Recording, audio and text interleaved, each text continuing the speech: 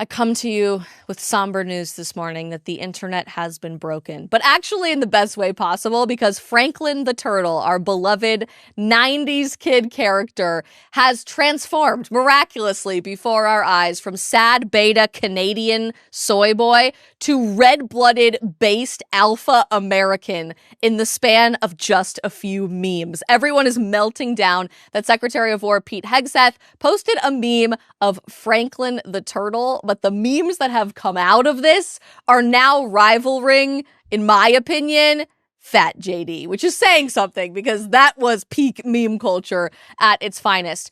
I, frankly, am sick and tired, though, of watching politicians in Washington, the mainstream media, and so many other powers that be ridiculously angry at you for sharing a meme when they are failing to pay attention at all to, I don't know, the kidnapping and rape of innocent American children, girls, narco terrorism that is threatening the lives of American citizens every single day, and the plight of illegal immigration and mass migration that is fundamentally attempting to invade our society. Everything you need to know about the Franklin memes and what the media should be actually upset about today on The Isabel Brown Show.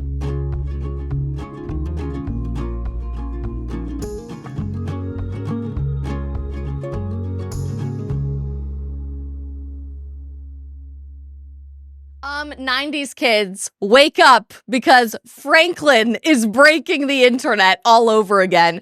I have no idea how this really got started, but the internet is ablaze with memes of the popular children's book series, later turned TV cartoon, if I recall correctly, of Franklin the Turtle. Now, Franklin is a sweet guy, okay? He's got a little bit of beta energy. Turns out he's Canadian. Didn't know that, but Franklin is becoming a red-blooded, based American, at least according to social media, and every user on X that is creating the most insane meme format I have ever come across, maybe in my time as a creator. And from what I can gather, this all got started on November 30th when our Secretary of War, previously known as our Secretary of Defense, there was a name change. Don't dead name the Department of War, okay? It is the Department of War now, not the Department of Defense. Our Secretary of War, Pete Hegseth, tweeted out on November 30th this meme that some people are saying came from a content creator named Maverick Alexander, at Maverick Darby is his handle on X. I don't know if he created this original meme or if he's just now the most prolific creator of the new Franklin memes, but this meme was posted to Pete Hegseth's X account and all hell broke loose. Franklin targets the narco terrorists. I'm going to leave this up here for a second for you. PXF tweeted this on November 30th, so just a couple days ago, saying, for your Christmas wish list. So if you have a book that you would like Santa to bring you this year, you should be asking for Franklin targets narco terrorists, a classic Franklin story. And you can see him launching grenades out of a helicopter to blow up the narco terrorist boats in the Caribbean and near the southern part of the United States of America. Amazing. Amazing. Let me just say that right out the gate. The fact that we have so many people in government leadership right now that understand meme culture, that can make something really funny, that can connect with the American people in a way that makes sense to us, not to Washington, clearly, but sense to the American people. Bravo. No notes. I am ecstatic to be living in this timeline. Thank you, God, for making me live in 2025. But Washington and the internet alike are not so happy about the Franklin meme. Everyone seems to be having a complete meltdown over this, acting like Pete Hegseth is like hanging up this portrait on every building in Washington, D.C. In fact, people have memed that, actually. Watch this. There you go. He's screwing in the Franklin targets narco terrorists memes on the Pentagon. Naturally, because that's the world that we live in. And because people are so angry about this particular meme that was posted by our Secretary of War, Congress in particular is losing its mind. Now, it's Congress, okay? You guys know how I feel about Congress. I don't really think it's a secret that Congress is my least favorite place on the planet, like worse than Los Angeles, which is saying something for Isabel Brown. There's a great TV show that I loved to watch growing up. Most of you probably have seen it because it's one of the greatest TV shows of all time, The West Wing, that depicts the president and his senior staff in the White House and what it's like to work in the West Wing. And in the very first episode of the show, the Deputy Chief of Staff, Josh Lyman, starts with one of his opening lines of the entire show, multi-season, very long show that ran over many years, by saying, I'm so sick of Congress, I could vomit. And that's pretty much the perfect articulation as to my response to watching Congress have a meltdown over a frickin' meme. But in particular, Mark Kelly is really upset about this, which is not a coincidence. And we'll come back to that in a second. But here's what he had to say a few days ago in response to the Franklin meme on Capitol Hill.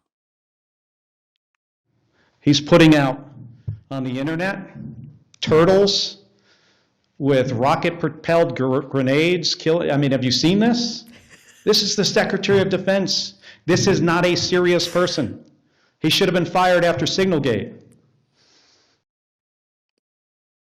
It's not a serious person. He's just not a serious person.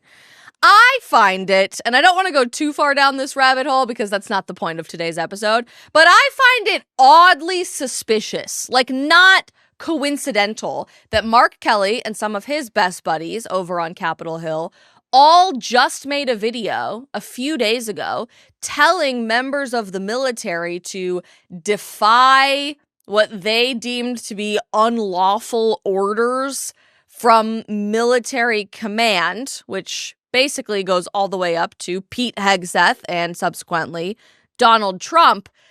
Then orders were made for a pretty controversial situation in gunning down these narco-terrorist boats that were coming to the United States of America and bringing God knows how much untold amounts of illegal drugs, illicit drugs, potentially weapons, all kinds of things that could put American citizens in danger.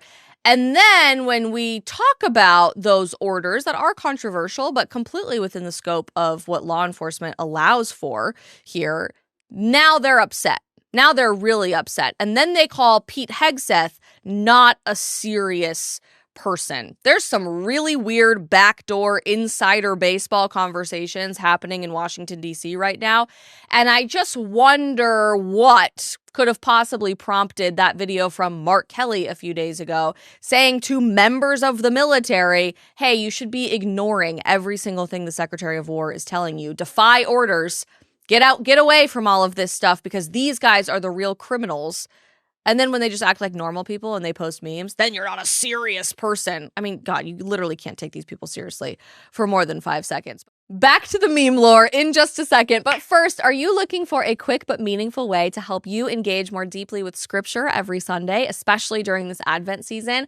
I cannot recommend enough that you check out the Breaking with the Bread devotionals from our episode sponsor today, the St. Paul Center. These pocket-sized devotionals are stunning, full-color, cloth-bound companions for your Sunday worship. Every week features rich reflections on the gospel readings, corresponding teachings from the catechism, and sacred art that brings God's word to life. Whether you're reading before church with a cozy cup of coffee, you're in your small group, or during just one-on-one quiet time with God, Breaking the Bread helps you to slow down, to reflect, and to truly encounter scripture in a really meaningful way. You guys can use code Isabel20 to get 20% off the complete set at stpaulcenter.com/breakingthebreadset or visit the link in today's show notes.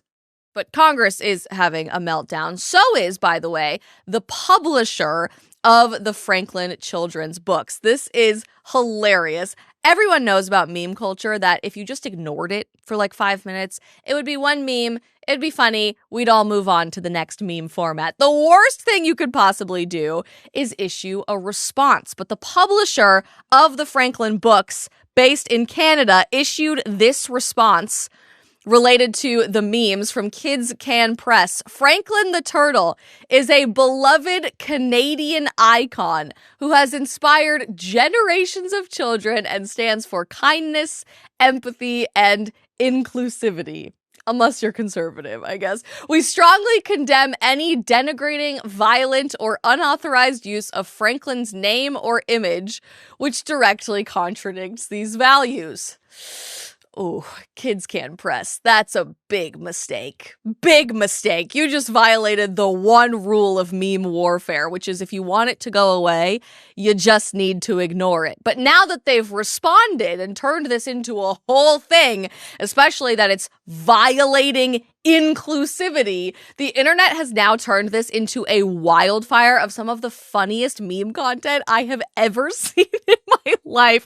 And they just keep getting better over the last 48 hours or so, starting, of course, in response to this statement from Kids Can Press as a metaphorical middle finger to Canada. Tim Pool tweeted this one out: Franklin conquers Canada, a classic Franklin story. God, you just love to see it, don't you? And even if we're not conquering Canada, Franklin could at least broker the sale of Canada to the United States. At least that's what it says in this particular meme of Franklin. You see him standing between Canada and the United States. He's using his negotiation tactics to sell America, or sell Canada to America. We are represented by a based bald eagle, and there's the moose in the suit there with a helicopter flying overhead. And it's not just Canada. People from across the internet have vowed to make the Franklin memes even harder now that they know that Congress, the media, Kids Can Press, the publisher of Franklin, and everyone else is wildly angry about this. Here's one. This memer has vowed to meme even harder over Franklin and has made Franklin join ICE in his latest escapade. There he is, arresting people at the border. Look how happy he is. A classic Franklin story. Franklin joins ICE. And not just is he getting that new job, but Franklin apparently is getting super, super based, unbeknownst to me. Again, Franklin is Canadian. He's always kind of had some beta energy. I didn't know he was Canadian, but it makes sense, I guess, in retrospect. He's no Arthur, okay? Arthur is a red-blooded, unapologetic, fists out, Arthur Fist meme, American. Franklin, I guess, is jealous of Arthur's riz, so he wants to be just like Arthur now because he is going all in on red-blooded Americana. This guy memed Franklin getting a new job with ICE, but not just to arrest people at the southern border, this time specifically to go after Dora the Explorer. Franklin gets a new job, a member of DHS. He's masked, of course, to protect his identity from the radical leftist protesters, and he is arresting illegal immigrant Dora the Explorer, while, of course, Boots and Swiper live stream the whole thing on their iPhones as keyboard warriors for the radical left. Franklin is not just deporting Dora, he is headed to the library to express his anger over woke books targeting your kids. Here is Franklin defends the library. Franklin is out to take down Drag Queen Story Hour. He's a patriot. He's our guy now, says Kongman Lee on X. And you can see the angry, what did Charlie call them? The rainbow jihadist mafia. All dressed in rainbow. Their hair is rainbow. They've got the pride signs. They're doing Drag Queen Story Hour. And Based Franklin is having none of this. He says, absolutely not on my watch. Save the kids. And while we're saving kids at the library, frankly, Franklin, am also going to guard the women's locker room at our kids' schools, because not on my watch will men sneak into the women's bathroom. Franklin guards the women's locker room with a big sign on the door, no men. And you see this, what is this supposed to be, a beaver? I'm guessing by the tail it's a beaver. I guess it could be a gopher, but beaver walking in wearing an I Heart Gender shirt, clearly supposed to be like non-binary or gender ambiguous. A man trying to enter the woman's locker room, not on Franklin's watch. No siree. More of Franklin in a moment. But first, you guys know that I'm a huge advocate of making really informed decisions in my day-to-day life, whether that's what we're talking about on the show or decisions that I'm making about my healthcare. It is open enrollment season right now, and insurance companies are betting that you're just going to auto-renew without asking any questions about your current insurance plan.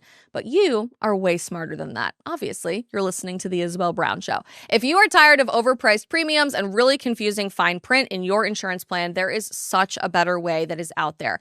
Today's sponsor, Crowd Health, is a community where people fund each other's medical bills directly. No middlemen, no networks, no nonsense. Stop playing the insurance game and take control of your healthcare. With Crowd Health, you get healthcare coverage for under $100 a month. And that is not some bare bones plan with a million different exceptions that doesn't actually cover what you're going through. That includes access to a dedicated team of health bill negotiators who fight on your behalf, discounted prescriptions, and lab tests that actually save you money, and a vetted database of affordable, high-quality doctors that are handpicked from Crowd Health. If something really major happens and you need the extra help, you only pay the first $500, and then the Crowd steps in to fund the rest of your medical expenses.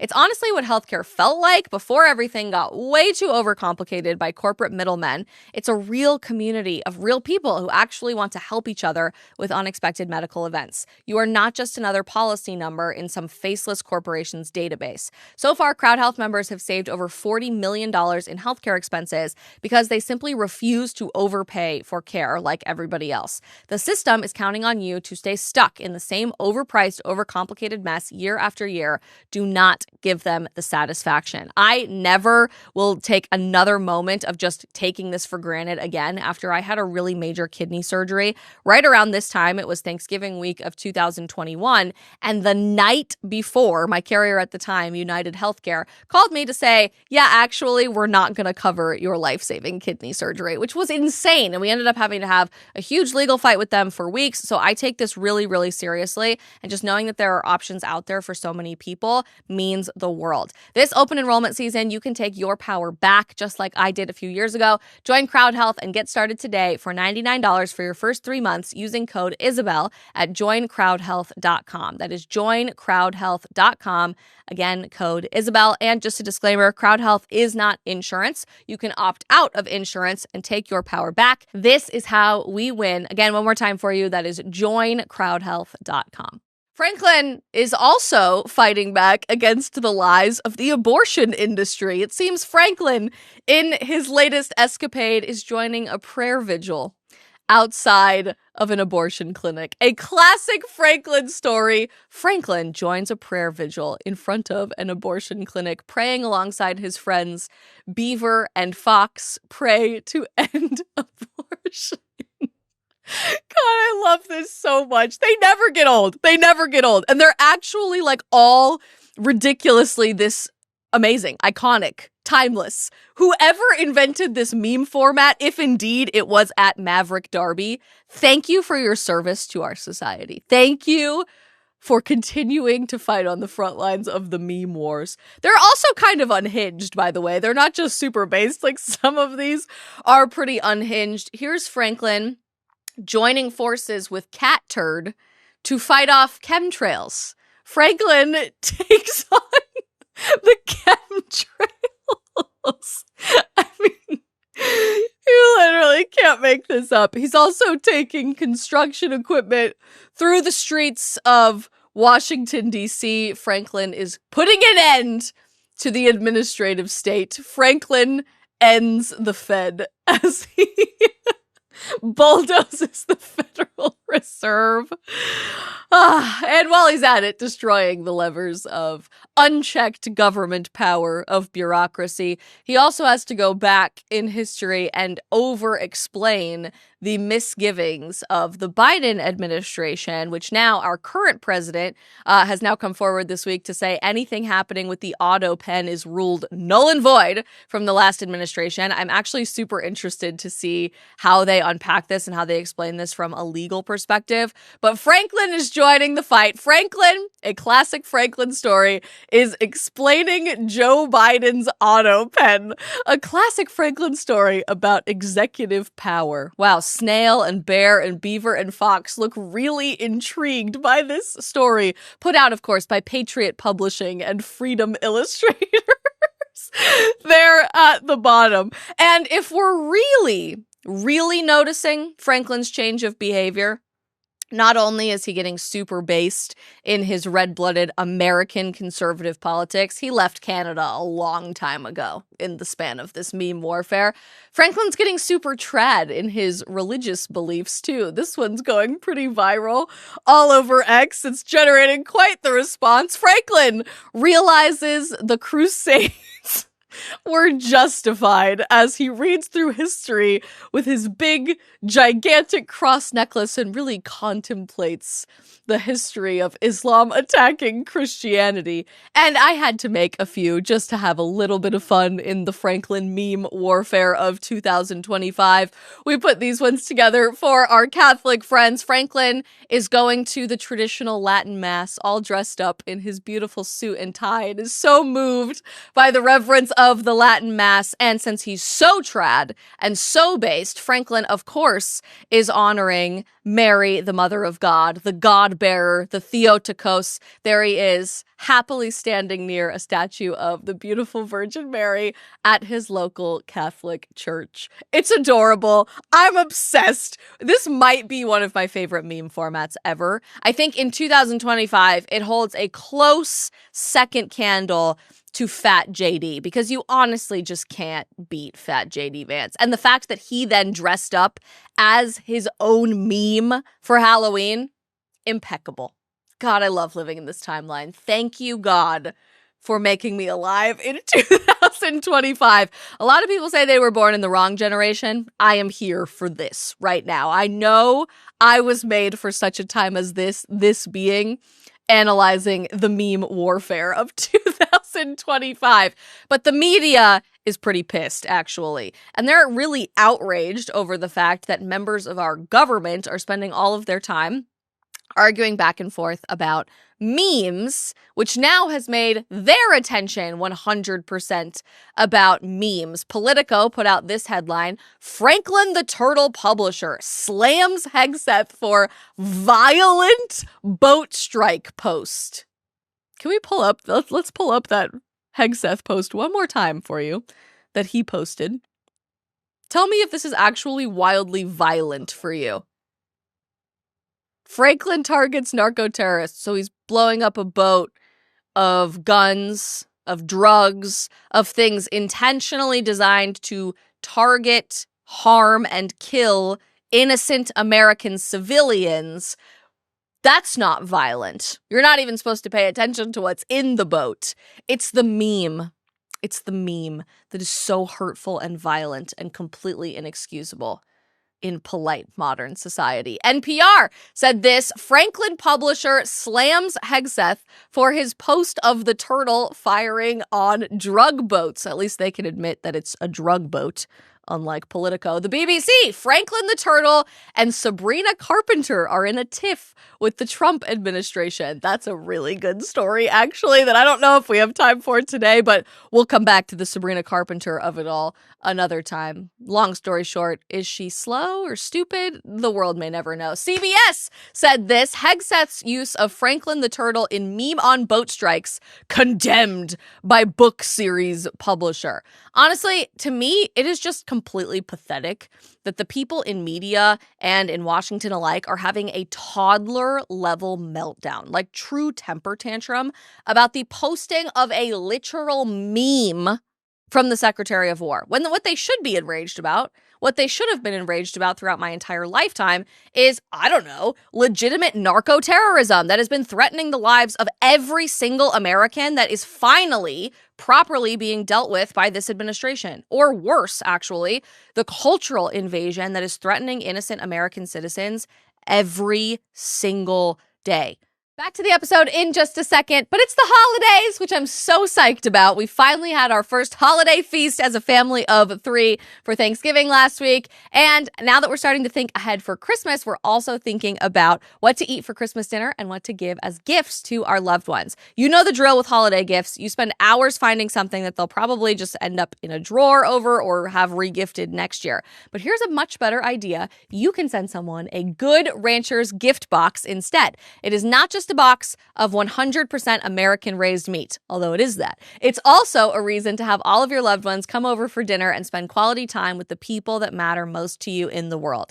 All of Good Ranchers meat is high-quality, 100% American, raised on local farms and then delivered straight to your front door. Their cuts come pre-portioned and they are hand-cut by master butchers, meaning that you'll spend way less time prepping and way more time sitting down with the people that you love this holiday season. You can send a physical gift box directly to someone's doorstep or send them an e-gift that lets them pick their own delivery date. It is super simple and customizable. And I have to tell you, we rarely, if ever, buy any sort of meat product at the grocery store. If there is a Good Ranchers option, we are always picking the Good Ranchers option because it has made a world of difference in our family's health, knowing exactly where our meat is coming from, but also in just knowing that we are supporting American agriculture. There's no guessing what's on our plate, and we feel great about the results of our family dinner every single night. That is a gift worth giving, not just to yourself, but to all the loved ones in your life too. So this holiday season, give them more than just a gift. Give a reason to get back to the table with your family and friends. Head to goodranchers.com and use my code Isabel for $40 off your first order. Plus, when you subscribe, you will get free premium cuts like chicken thighs, Wagyu burgers, yum, or bacon, which their bacon is my favorite bacon I've ever had, in every single order that you have with them for life. That is goodranchers.com, code Isabel for $40 off, plus free meat for life. One more time, goodranchers.com. Let's all get back to the table. If you want to know, and if we want to talk about what the media really should be focused on, I don't know. How about this story that came out of Minnesota this week of a Somali migrant who was sentenced earlier this year to 12 years, I'll pull this up for you, in prison after kidnapping and raping a 12-year-old girl in Minnesota. He's a Somali migrant, came here to the United States. His mosque, the St. Paul Islamic Center, wrote a letter after he received the minimum sentence, need I remind you, of 12 years for raping a 12-year-old. Completely inexcusable. He should have at least been castrated, if not received the death penalty. Wrote a letter in support of this guy and said, well, actually, and I think I have the letter separately for you. I'll try to pull it up. Actually, this guy was really like a family man. He really loved his family. He loves his children. That alone is enough to make my stomach turn, that this guy is a father and they're talking about his close relationship with his children right after he raped a 12-year-old girl. And like all of us who are coming to America, we're really facing all these challenges. There in the second paragraph, he's facing the challenge of starting over in a new culture. So he's having to learn English, he's having to adjust to a fast-paced system, and he's really struggling to raise children in an environment far different from the one that we grew up in. So I tweeted this yesterday, and I think it begs the question to ask again. Forgive my youthful and cultural ignorance on all of this. Maybe I just genuinely don't know any better, but is this letter from this guy's mosque just openly saying that the kidnapping and rape of 12-year-old girls is Somali culture? Why would we ever give asylum to people like that? Why would we ever assume that that has a place in the melting pot of the United States of America? Why would we ever make excuses for that behavior? But we are. People living in America are making excuses for this over and over and over again. Just one of the responses that I got on X for asking that very simple question, is that indeed Somali culture to kidnap and rape 12-year-olds? Was this one from someone living in San Francisco now, from Imor Tanzit, pronouns she, her, ye, whatever that's supposed to mean, who said this: the Minnesota school system really needs to teach women to dress modestly. Otherwise, more men will have to suffer police involvement. Cool. So that's what the next great frontier of new American residents and those seeking asylum in our country actually believe. That it's your fault, 12-year-old girl. Whatever happened to believe women? Whatever happened to it's not about what she was wearing? Whatever happened to feminism? I don't know. And that's just one story. There are literally countless others along the exact same vein going viral right alongside this one this week alone in Minnesota alone. I'm paraphrasing here, but I saw one this morning tweeted by Stephen Miller's wife, Katie Miller, who hosts her own show now. And she was talking about a young man who has now been captured, arrested, let off, and completely not charged, serving no prison time, 3 separate times for raping different women in Minnesota. Has not received any formal charges by any of this, or if he has, the charges have been dropped, has not served a single minute of prison time associated with all of this, and then this week has just been arrested again for another rape of an innocent woman living in Minnesota. Somali migrant who just doesn't understand the cultural differences. And this takes me back just yesterday or 2 days ago to the press briefing room when I was sitting in this room listening to the outraged media, people who were so angry about the targeting of these narco terrorist boats. They asked the same question about the Venezuelan boats, 15 times in that one press briefing, and they were just desperately trying to get Caroline to say something different or to make it seem like she was changing her story when she stuck to the exact same talking points the entire time because they were the truth, that they did act within the scope of the law to do this, and specifically, they were acting to protect the American people, that several times during the Biden administration, entire raids of fentanyl alone were completed literally dozens of times of enough fentanyl to kill every single man, woman, and child in the United States of America. Like, if you don't think this is a direct attack on the American people in a less obvious way because it looks secretive, it looks covert, it's happening through drug trafficking and not through mass shootings, think again. Like, wake the freak up, people, and thank your lucky stars that this White House is actually taking action against this. In the press briefing room, when everyone was seemingly angry that Secretary Hegseth had even taken the action against the narco terrorist boats in the first place, one reporter asked Caroline, well, you keep talking about values incongruent with American values or people who are incongruent with American society. What does it mean to you to be misaligned with American values? This. Raping 12-year-olds and calling it a cultural difference and trying to excuse it and say that you really are an upstanding member of society, not congruent with American values or American society. This is what that means. So maybe instead of being so ridiculously outraged by one of our cabinet secretaries being half aware of American culture and memes, the powers that be, from Washington to the media to everyone in between, really ought to be enraged about the kidnapping and rape of innocent American girls. Children. I don't know. Maybe that's way too extremist of me to say, but I think that's a pretty fair criticism of just how ridiculously out of touch the people claiming to speak for us actually are. I'm over the manufactured outrage, but I am here for the Franklin memes, and I'm dying to know if you have a favorite Franklin meme from the last 48 hours that maybe I have not seen as it's going super viral. Please comment it in the comment section of this video and let us know if your favorite meme popped up in the episode today already. Please don't forget to subscribe wherever you guys are watching or listening to the show. We have so much more to come for you later this week on the Isabel Brown Show, but your girl's gonna go doom scroll for a little while this afternoon and go check out some more Franklin memes because I'm all about it. See you guys tomorrow.